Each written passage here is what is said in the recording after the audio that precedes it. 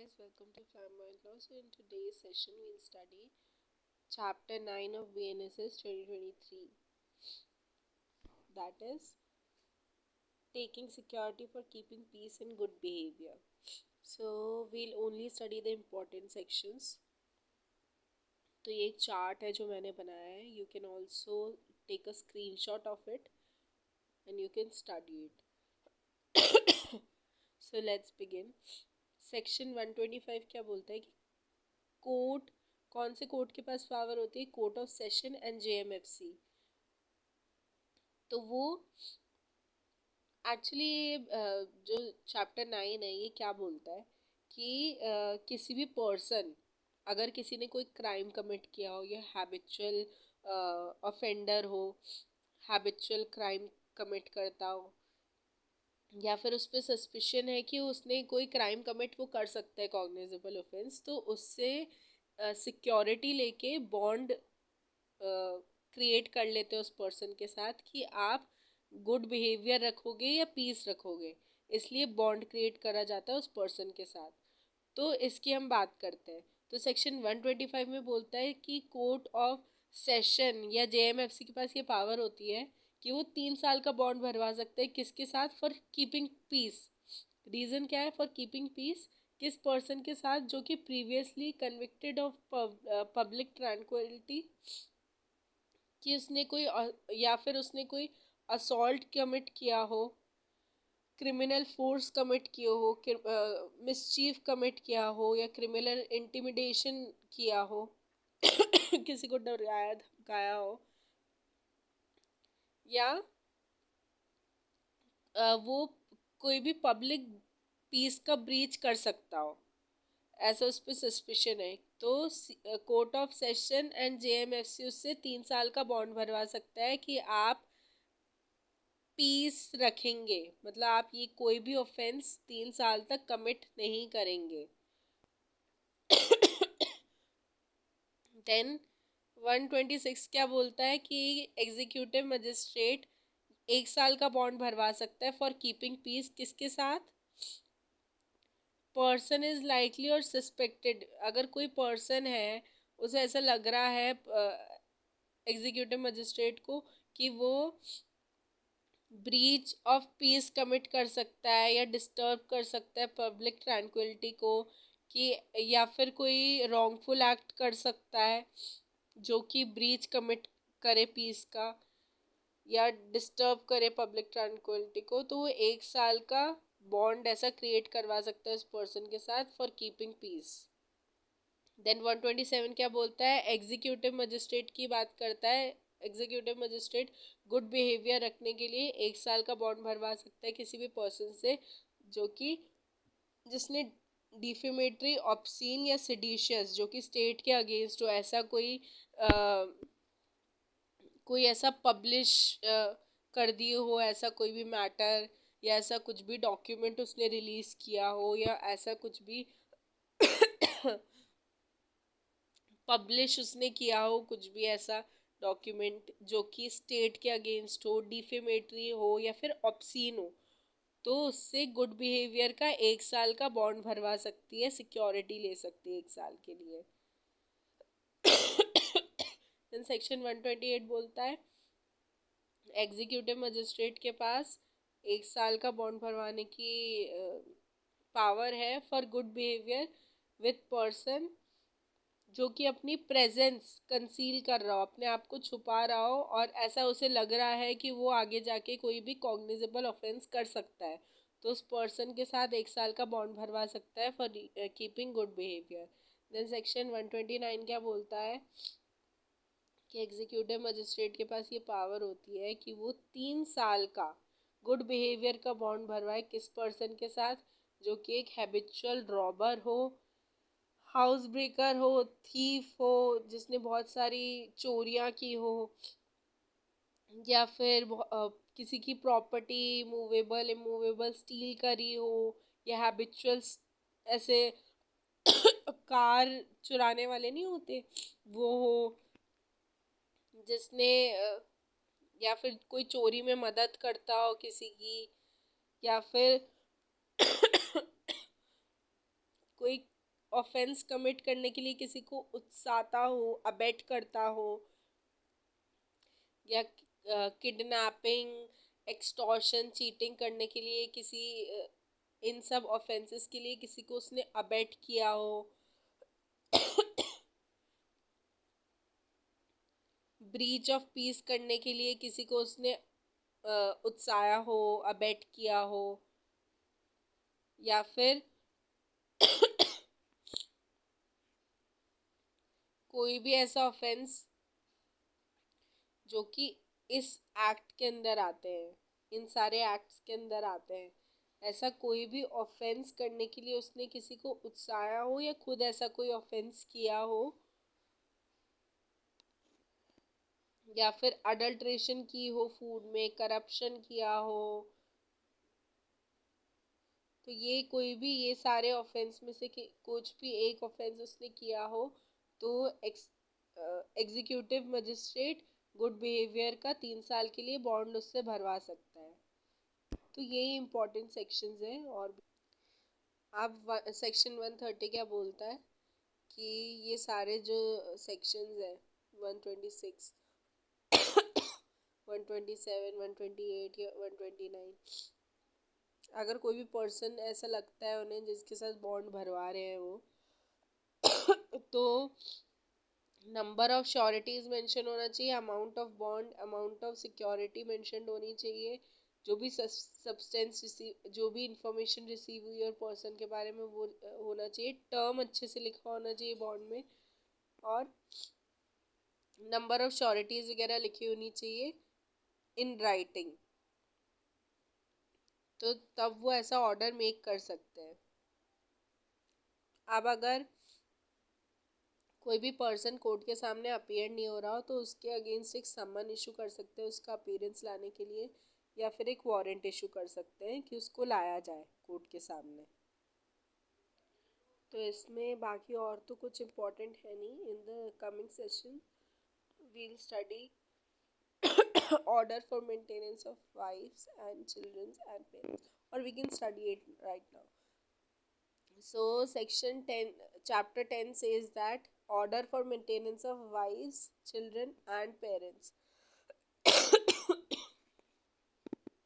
So any person having sufficient means, मतलब किसी भी पर्सन के पास सफिशिएंट उसकी इनकम हो या फाइनेंशियल मीन्स हो, तो उसको कोर्ट ऑर्डर दे सकता है कि वो अपने वाइफ जो कि unable to maintain herself, मतलब वो अपने आप को मेंटेन नहीं कर पा रही है, या फिर वो इतना फाइनेंशियली स्ट्रांग नहीं है, या फिर वो अपना वो लाइफस्टाइल मेंटेन नहीं कर पा रही है, तो उसको मेंटेनेंस प्रोवाइड करना, लेजिटिमेट या इलेजिटिमेट चाइल्ड को, चाइल्ड कौन होता है under the age of 18, child को मेंटेनेंस प्रोवाइड करना वेदर ही इज लेजिटिमेट और इलेजिटिमेट।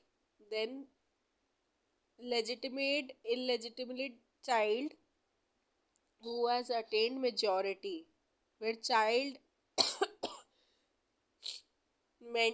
अगर उसने मेजॉरिटी अटेन कर ली है बट फिजिकल मेंटल एबनॉर्मलिटीज होने के कारण वो अपने आप को मेंटेन नहीं कर पा रहा है, तो उसको भी मेंटेनेंस का राइट प्रोवाइड करती है कोर्ट। देन फादर मदर अगर खुद को अनेबल है मेंटेन करने के लिए, तो कोर्ट ऑर्डर दे सकती है उस पर्सन को कि अपने फादर मदर को मेंटेन। अब वाइफ में कौन कौन आता है, तो इसमें केस लॉ है, चनमुनिया वर्सेस वीरेंद्र सिंह 2010 का केस है। चनमुनिया वर्सेस वीरेंद्र सिंह। तो इसमें क्या बोला था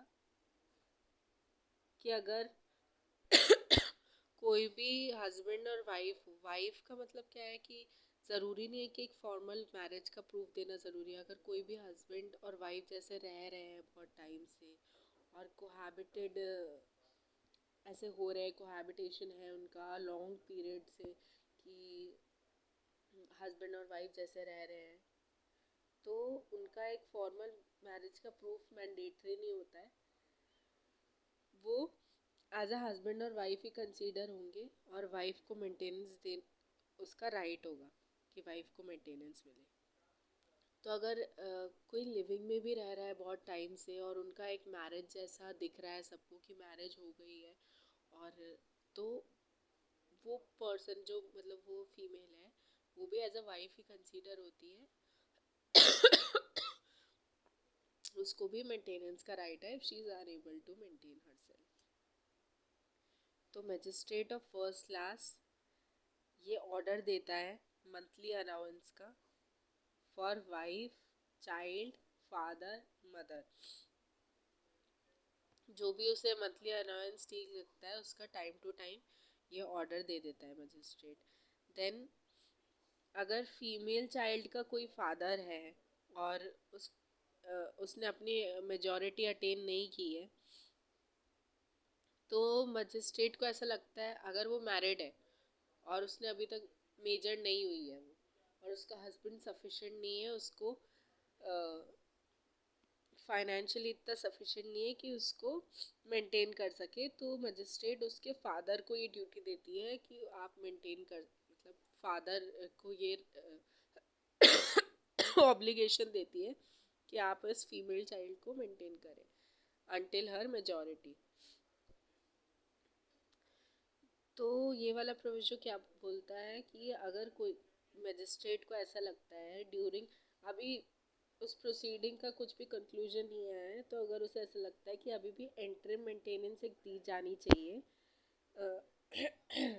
उस चाइल्ड को, फादर को, मदर को या उसकी वाइफ को एक एंट्रीम मेंटेनेंस मंथली स्टार्ट हो जानी चाहिए till the proceeding gets completed,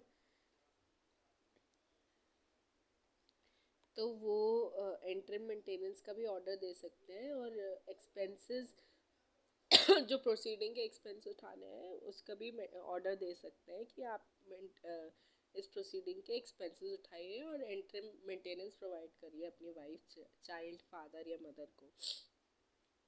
then ये विद इन 60 डेज हो जाना चाहिए, डेट जब नोटिस पास हुआ उसके विद इन 60 डेज स्टार्ट हो जाना चाहिए मेंटेनेंस।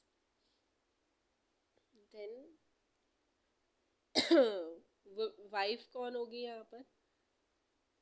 डाइवोर्स भी हो सकती है, जिसने वापस शादी नहीं की हो वो होती है, वो भी मेंटेनेंस मांग सकती है, एक डाइवोर्स वुमेन अपने एक्स हस्बैंड से, और अभी जो उसकी करंटली वाइफ है वो भी मेंटेनेंस मांग सकती है। तो ये अलाउंस जो है फॉर मेंटेनेंस या इंटरम मेंटेनेंस ये कब से स्टार्ट होने चाहिए?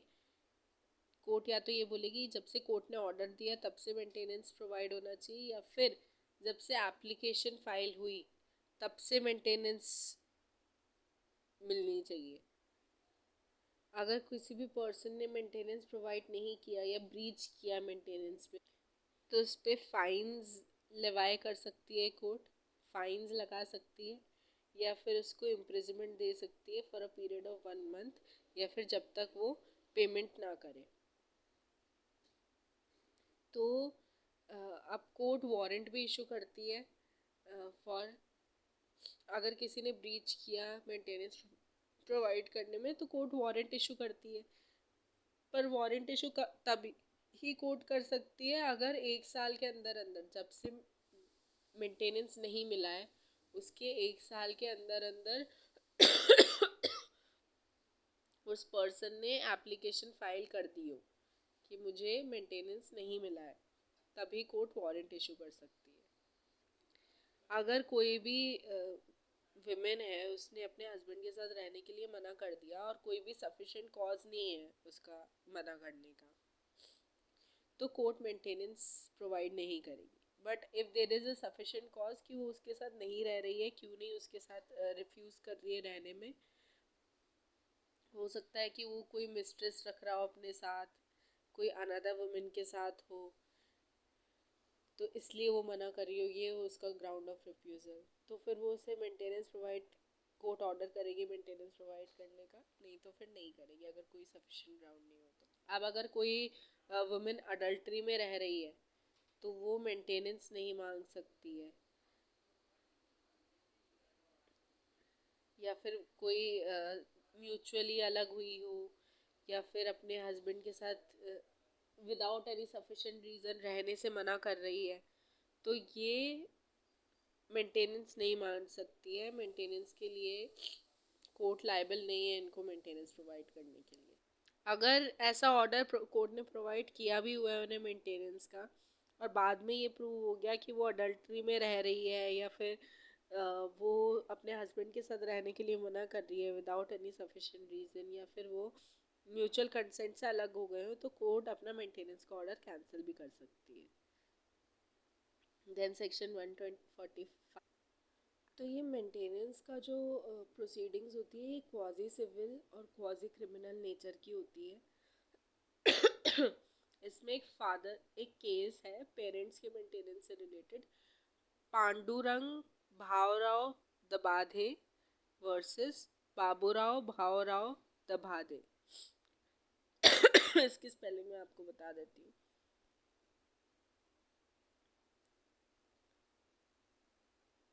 पांडुरंग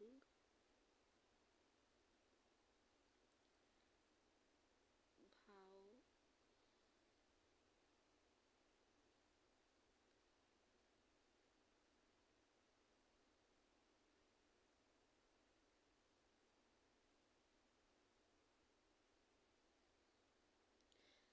तो ये केस आप लिख लीजिएगा, मेंशन कर दीजिएगा। इसमें यही बोला गया था कि अगर पेरेंट्स अनेबल हो अपने आप को सपोर्ट करने के लिए, तो उनके जो चिल्ड्रन है अगर उनके पास एडिकेट मीन्स है तो वो अपने पेरेंट्स को नेग्लेक्ट नहीं कर सकते। देन सेक्शन 145 क्या बोलता है कि प्रोसीजर कौन से डिस्ट्रिक्ट में होना चाहिए, तो जहाँ वो पर्सन रिसाइड कर रहा हो नॉर्मली, या जहाँ उसकी वाइफ और वो रिसाइड करते हैं, या जहाँ वो लास्ट रिसाइड करता था अपने वाइफ के साथ या मदर ऑफ इलेजिटिमेट चाइल्ड के साथ, या जहाँ उसके फादर और मदर रिसाइड करते हैं, तो वहाँ ये प्रोसीडिंग्स एस्टैब्लिश कर सकते हैं, मतलब प्रोसीडिंग्स इनिशिएट कर सकते हैं, सॉरी। अब एक केस है एम्परर वर्सेस संभई, 1941 का केस है ये। इसमें ये बोला था कि रिसाइड का जो मतलब होता है ना, वो परमानेंट कैरेक्टर का होना चाहिए, मतलब टेम्पररी वाला जो टेम्पररी प्लेस पे कुछ टाइम होके रहा हो, कोई कुछ टाइम आके रहा हो, वो रिसाइड नहीं होगा। जहाँ परमानेंट मतलब कुछ परमानेंट उसका रेजिडेंस हो, वही माना जाएगा कि वो रिसाइड करता था। तो केस का नाम क्या है? एम्परर वर्सेस संभई, शाम्भई,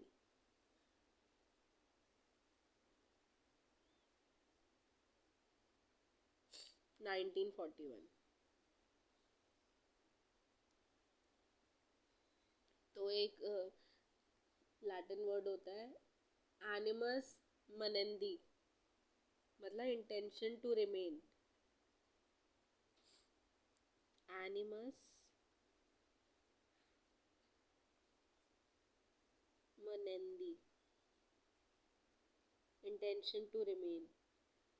तो इस डॉक्ट्रिन की, इस लैटिन वर्ड की इस केस में बात की गई थी कि जो परमानेंट प्लेस होगी उसमें उस पर्सन का एनिमस मनेंदी होना चाहिए, मतलब उसका इंटेंशन टू रिमेन होना चाहिए, तभी वो परमानेंट रेजिडेंस कहलाएगा।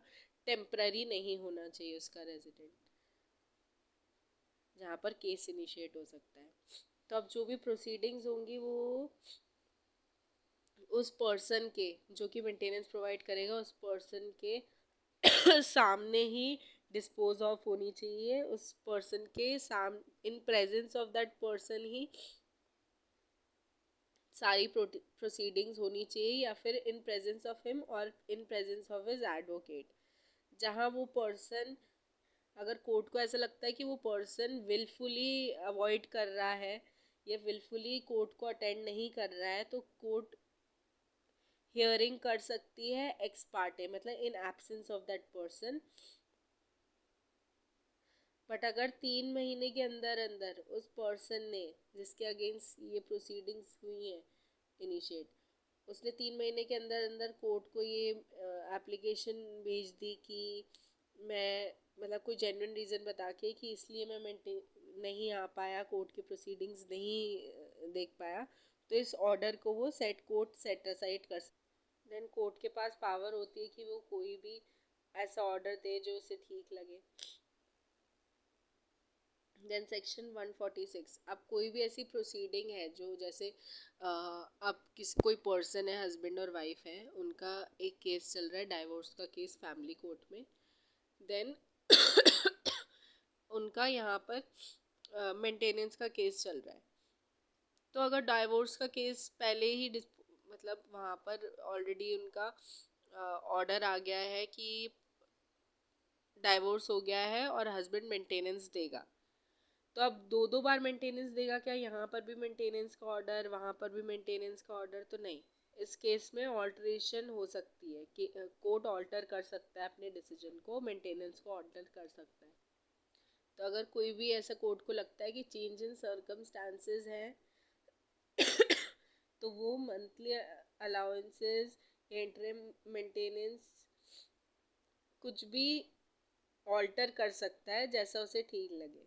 Where it appears that to the magistrate that in consequence of any decision of competent civil court, any order made under section 144 should be cancelled, he shall cancel। अब कुछ भी ऐसा court को ऐसा लगता है कि वो ऑर्डर कैंसिल कर देना चाहिए, अगर सिविल कोर्ट में डिसीजन आ गया है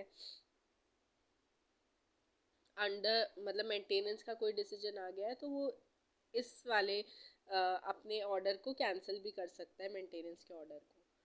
देन अब क्लॉज 3 क्या बोलता है कि कोर्ट को अगर ऐसा लगता है कि कोई भी विमेन जो कि डाइवोर्स ले चुकी है और वो after the date of divorce remarry कर चुकी है, तो वो कोर्ट उसके मेंटेनेंस के ऑर्डर को कैंसिल कर सकता है। या अगर कोर्ट को ऐसा लगता है कि कोई भी विमेन डाइवोर्स ले चुकी है और उसके पर्सनल लॉज में पर्सनल लॉज के हिसाब से वो ऑलरेडी मेंटेनेंस ले चुकी है अपने हस्बैंड से, मतलब कोई भी ऐसा अमाउंट ले चुकी है पर्सनल लॉज में। अब मुस्लिम पर्सनल लॉज में एलिमनी ऑलरेडी होती है कि at the time of divorce इद्दत पीरियड में उन्हें कुछ मेहर टाइप कुछ देते हैं। देन वो उसे ऑलरेडी मिल चुकी है, तो वो कोर्ट कैंसिल कर सकते हैं अपने मेंटेनेंस का ऑर्डर। या फिर कोई भी वुमेन ने वॉलंटरीली सरेंडर कर दिया हो अपने राइट्स ऑफ मेंटेनेंस, तो तब भी कोर्ट कैंसिल कर सकती है।